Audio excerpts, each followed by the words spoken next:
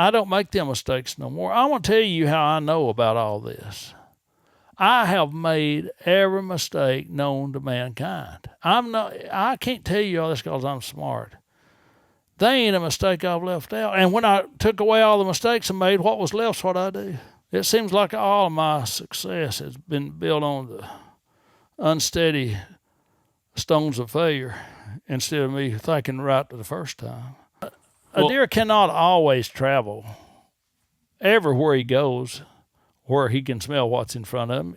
I mean, some people think they only travel on old material buck where they know they're safe because of their nose. Well, if the wind blowed the same direction for a week, he'd be in another state. A turn in the trail. So you've got his travel corridor figured out, and it makes a turn because of a ground debris or topographics, or they won't never make a 45 or 90-degree turn, but they do turn some. You can hunt just off that turn, just to where when he makes that turn, he has to give up the wind just for a little bit. In a buck that's real cautious, a lot of times that will work. There's other ways. I mean, I done a podcast on it, and it's in my book, the Unkillable Buck. I could have killed him.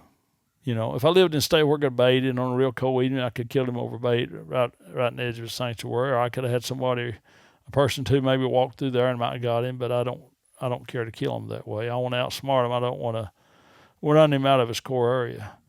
You know, I don't want anybody running me out of my home and shoot me. That's as far as you can go. You know, he beat me when he got there. You know, but there is a few bucks you can't get, I believe.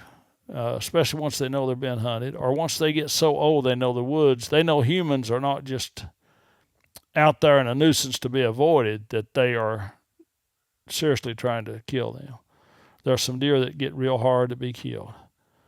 I hadn't known but 3 in my life that I think were unkillable, but he was one of them. I hunted him a couple of years ago, and he was 9.5-year-old deer. And by the way, that episode you actually did with us, chasing an unkillable buck with Bobby Worthington. Okay. That's episode 326. So that was a while ago. I think it was 2021. That was a while Was it back. that long ago? Yeah, I think so. And that wasn't the first episode you did with us. You know, time gets away from you. I never will forget my daddy telling me he was a young man and he always had a tree hounds. And, of course, they just left the dogs loose, you know, and the mountains was right there beside. He lived right at the foot of the mountain. And him and his uncle kept saying, boy, them's pretty dogs. Yeah, when they get old enough, they'll start treeing. Of course, they usually started treeing squirrels. Then at night, they'd hear them tree a coon or a possum. They got to figuring out them dogs was 8 years old.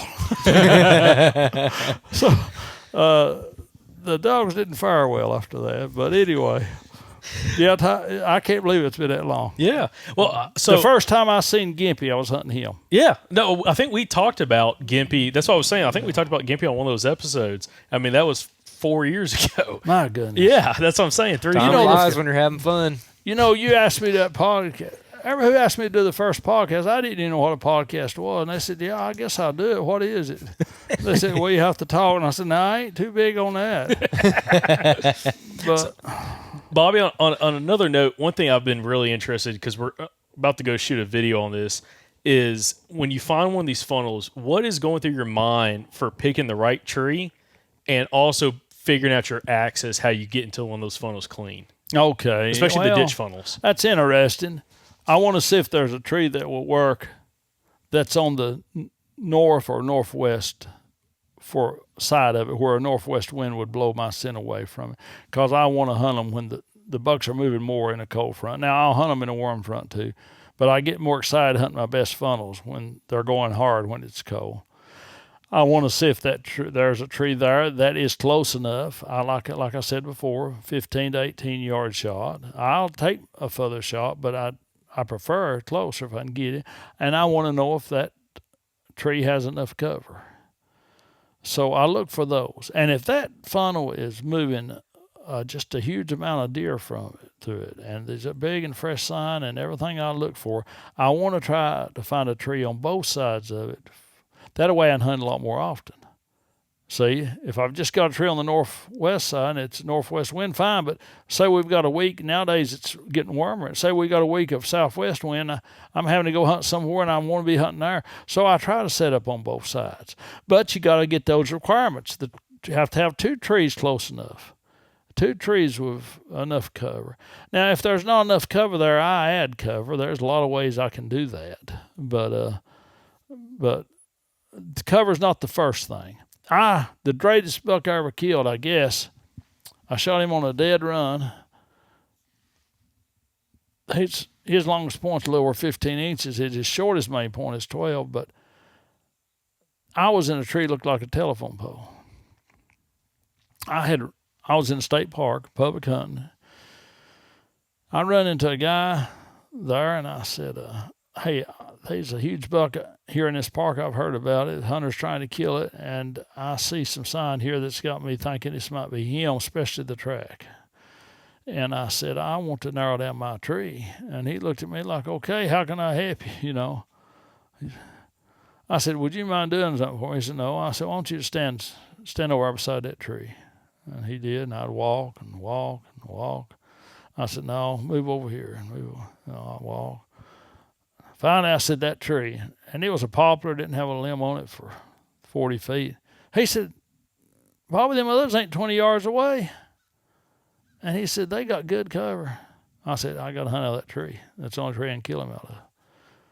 So there's certain, once you get to that degree where you understand this concept, then you don't move to a tree with better cover. It's better to add cover. I didn't add cover to the tree, and it worked. Nowadays, I would have went back and added cover. At that time, I didn't do that as much as I do now. I couldn't do it in one way, hinge cutting, because I was in a state park, but I could have carried something up with me. So nowadays, I'll hinge cut a lot of stuff. And if there's a tree 10 or 15 or 8 yards from it, if it's 8 yards, a lot of times I don't have to hinge cut. I'll have to take a heavy ratchet strap and just ratchet it over into my tree. But anyway, there's ways to do that. But going back to your original question, I want to look for the tree that's on the right side as far as wind, and that's got some good cover, and that's the right distance that I like. And so those things are important, and I want to be in that tree. If it ain't ideal, I'm still going to get in. I've hunted in them so small they shook when I breathed, and I've hunted in them so big it'd be 3 axe handles wide. It's hard to get stand in them, but I want to be in the closest tree to where I want it first, and then I'll look at some other avenues. Now, how do you look at access then? If, say, you're talking ditch funnels, and you find a real good ditch funnel, you got one that you really like.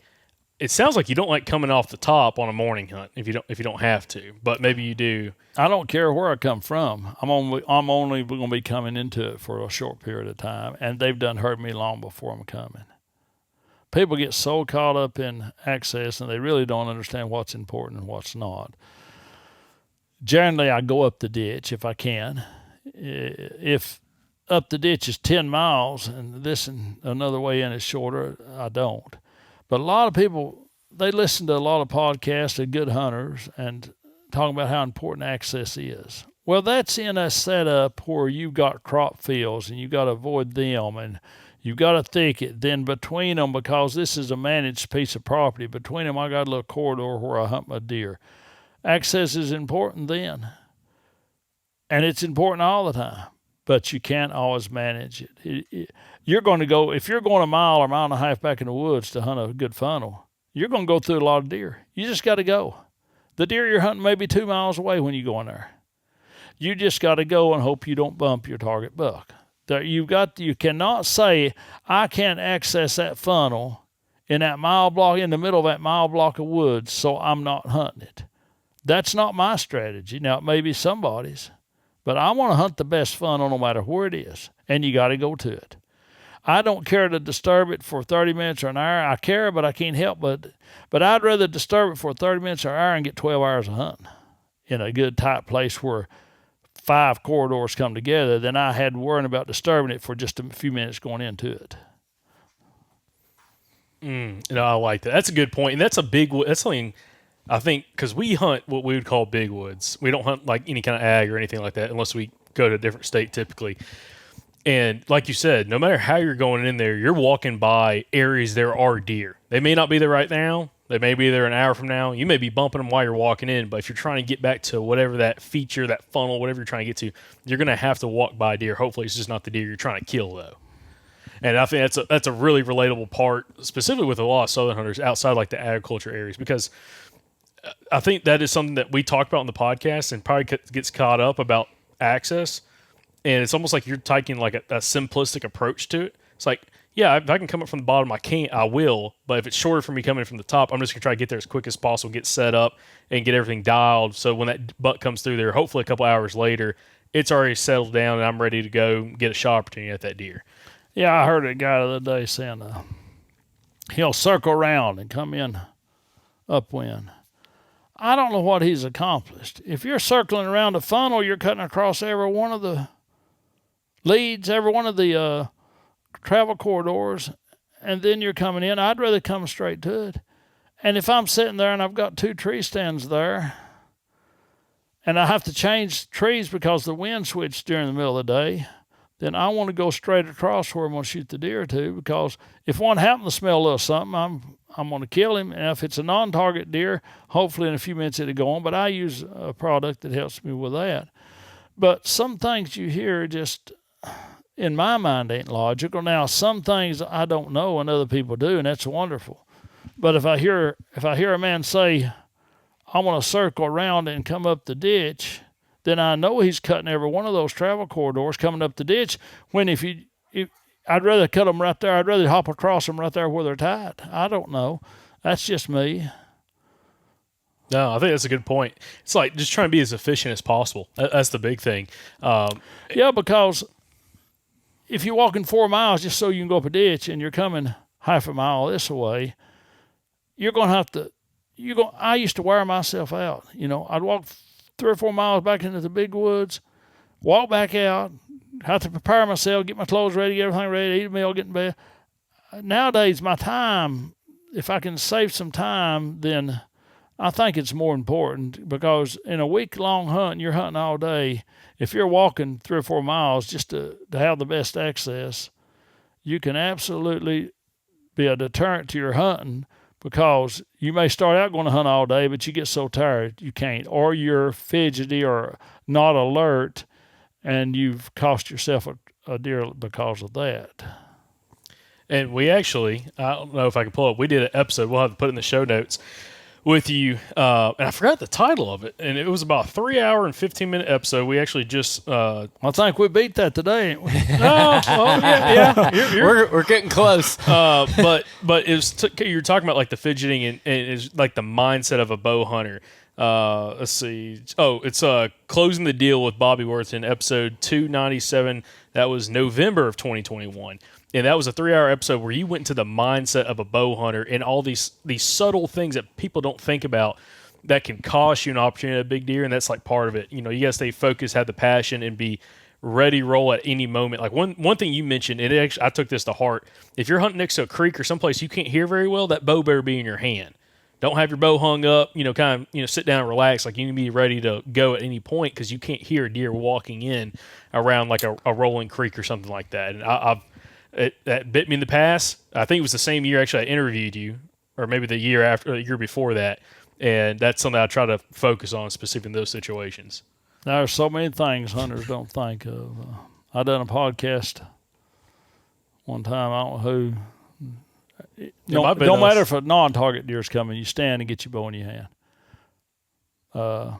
I've had so many people try to shoot one sitting down, it changed course, they'll be on the wrong side of the tree, or there'll be a doe with them, or there'll be a doe here, and 10 minutes later, a buck comes in from another direction. Now they've got to try to get their bow, and that doe sees them. I don't make them mistakes no more. I want to tell you how I know about all this.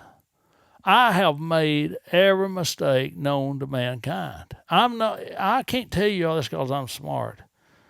They ain't a mistake I've left out. And when I took away all the mistakes I made, what was left's what I do. It seems like all of my success has been built on the unsteady stones of failure instead of me thinking right the first time.